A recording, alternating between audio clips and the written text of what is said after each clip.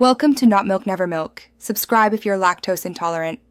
You start by preparing the device and installing folder lock. This avoids interruptions. First, confirm Android version and at least 100 MB free so the app runs smoothly. Then open the Play Store, tap Install, and grant only necessary permissions. This prevents lockouts. Once done, launch the app and create a master PIN or pattern, choose something memorable yet strong, and add a recovery email to restore access if you forget the code. You will now lock content. This is the core step.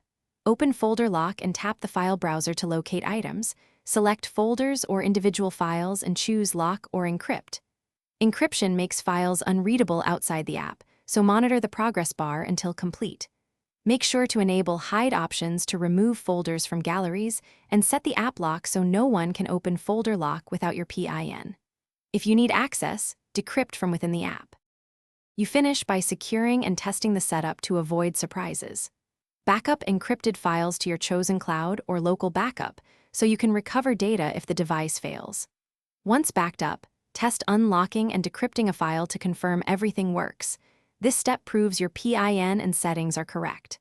If something goes wrong, use the recovery email flow or uninstall and reinstall carefully. As a key troubleshooting tip, never factory reset without.